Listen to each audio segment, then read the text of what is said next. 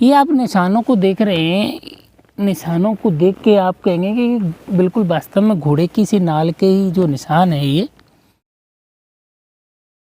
है। और इस नहर को पार करने के बाद अभी एक घड़ियाल पार्क पड़ेगा और उसके बाद आएगा मुरैना, और फिर मुरैना के बाद हम मुड़ जाएंगे सीधे कावली मंदिर के लिए। तो अभी हमें करीबन 20 किलोमीटर और जाना है। कर्ण को जहाँ बहाया था कुंती ने, वो सूर्य मंदिर कुंतलपुर जगह इसी रूट पे पड़ने वाली है।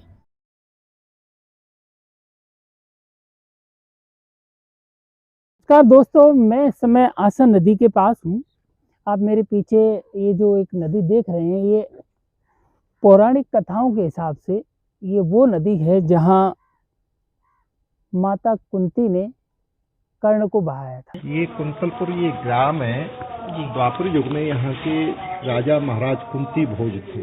कि ये शिवजी की जो प्रतिष्ठा है वो नगर की जब नींव त्रेता युग में लक्ष्मण जी ने लगाई है, उस समय ये क्षेत्रपाल के रूप में जो है नगर रक्षा हेतु ये ईशान कोण में ये प्रतिष्ठा कराई गई है।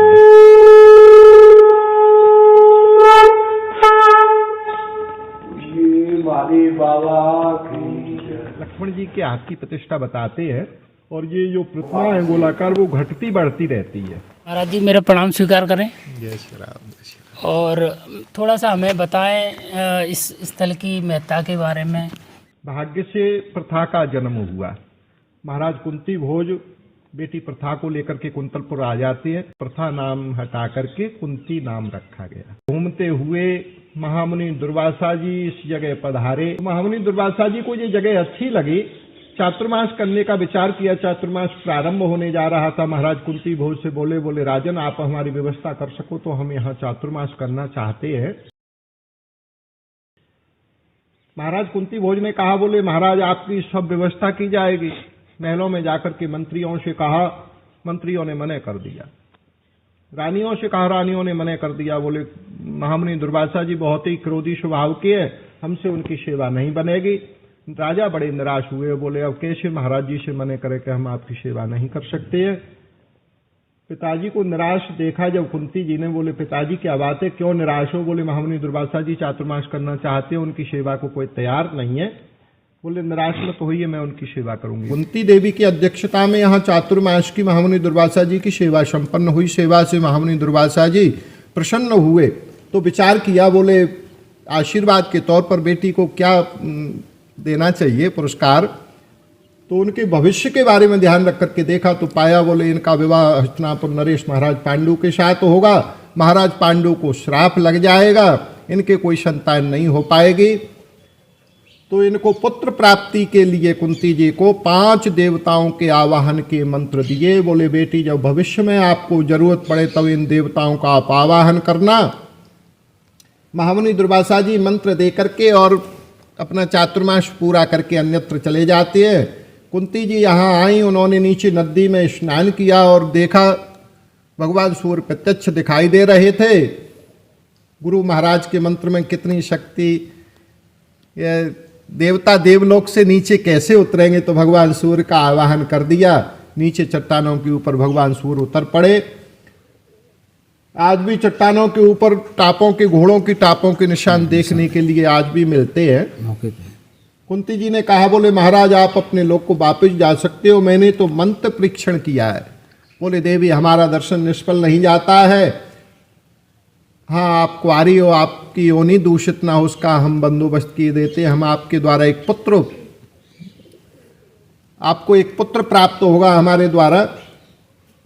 वो तुरंत गर्भ स्थापित करके अपने लोक को वापस चले जाते हैं। ऐसा श्रीमद् भागवत में 9वें स्कंद में, श्रीमद् भागवत 9वें स्कंद 24वें अध्याय में ऐसा लिखा है कि तुरंत बालक कर्ण का जन्म हुआ जो दूसरे सूर्य के समान तेजस्वी थे। लोक निंदा की भय से कुंती डर गई, उन्होंने उस बालक को नदी के जल में प्रवाहित कर दिया। ऐसा भी बताते हैं कि वो कर्ण को छोटी अवस्था में गोदी में दे करके चले जाते हैं। जो कर्ण सतयुग से भगवान सूर्य की शरण में थे, उनको जो है वो छोटी अवस्था में कुंती जी की गोदी में देकर के चले जाते हैं। कुंती जी कुंवारी थी, लोक निंदा की भय से कुंती डर गई, उन्होंने उस बालक को नदी के जल में प्रवाहित कर दिया। इस वजह से इस जगह को कर्णखार भी नीचे नदी को कहते हैं। जहाँ भगवान सूर्य उतरे हैं उस जगह पत्थर मोम हो गया, आज भी वो टापों के निशान देखने को मिलते हैं, मौजूद हैं। सामने सूर्य भगवान की प्रतिमा है और 7 1 2 3 4 5 6 7 घोड़ों पे सवार हैं। ये 7 घोड़े के रथ पे सवार होकर सूर्य भगवान यहाँ कुंती के आह्वान पे पधारे और उन्हें पुत्र प्राप्ति हेतु वरदान दिया। ये लोक पौराणिक कथा के अनुसार लोक मान्यता है। और ये मंदिर का निर्माण समय समय पे होता रहता है। वयोवृद्ध बताते हैं कि ये प्रतिमा पहले छोटी थी, अब ये बढ़ रही है। सन 2001 में हमने सीमेंट लगाई थी, उसके नीचे ऐसे थोड़ी सी इतनी लगी रह गई और तो सब छूट गई थी, उसके नीचे उंगली चली जाती थी, इतना जो है। अभी 2 साल से वो अधिक प्रचार प्रसार हुआ है उसका, तो वो अपने आप ही छूट गई है। बहुत बहुत धन्यवाद महाराज। जय श्री राम, जय श्री राम। ये शिवलिंग अपने आप में एक थोड़ा सा अलग विशेषता रखता है। साउथ इंडिया में जो शिवलिंग हैं महाबलेश्वर या कोई भी, वो भी सपाट चट्टान के रूप में है, कहीं कोयंगे के रूप में है और कहीं सीधे खड़े स्तंभ के आकार के रूप में है। अलग अलग रूप में आप शिवलिंग को पाएंगे। शिव एक्चुअली एक अनंत रूप है प्रकृति का, उसकी कोई एक निश्चित फॉर्म नहीं हो सकती, कोई एक डेफिनेट फॉर्म नहीं हो सकती, निश्चित रूप नहीं हो सकता। प्रकृति का हर तत्व शिव के अंदर समाया हुआ है। ये जो शिवलिंग है, बगल में नदी है, उस नदी से स्वतः ही जल की कटाव से बन के और बने हैं।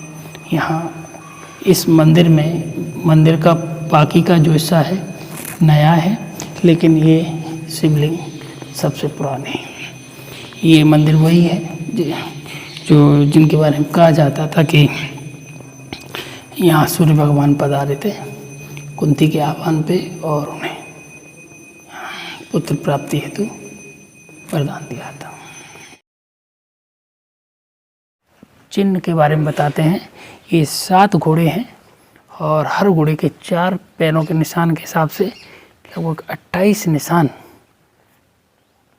जब वहाँ देखे गए घोड़े के खुर के आकार के, तो उसी के आधार पे ये अनुमान और ये किंवदंती बनती है कि ये आसन नदी में जो निशान हैं वो घोड़ों के ही हैं और उन्हीं घोड़ों के हैं जो सूर्य भगवान जिस रथ पर सवार होकर आए थे। लेकिन आप यहाँ पर एक द्वंद्व पैदा हो जाता है कि पौराणिक साहित्यिक कथा को आप एक इतिहास के रूप में कैसे डाल सकते हैं। सूर्य जो कि एक प्राकृतिक तत्व है, परम ऊर्जा का स्रोत है, उनका मानवीयकरण किया गया ताकि कथा में उसको फिट बैठाया जा सके। मानवीयकरण साहित्य का एक विधा है, लेकिन उसको जब मानवीयकरण करेंगे और उसे एक इंसान के रूप में प्रदर्शित करके और फिर यहाँ पे उस कथा में फिट करेंगे, तो आप फिर उसमें इतिहास के चिन्ह वो नहीं ढूंढ पाएंगे। यदि ढूंढते हैं तो कहीं ना कहीं फिर उसमें एक द्वंद्व पैदा होता है, क्या सही है और क्या गलत। ये न मैं तय कर सकता हूँ न आप। लोक मान्यता है कि ये घोड़ों के निशान हैं, लोग मानते हैं। जो मानते हैं उनके लिए सही है, जो नहीं मानते हैं उनके लिए गलत।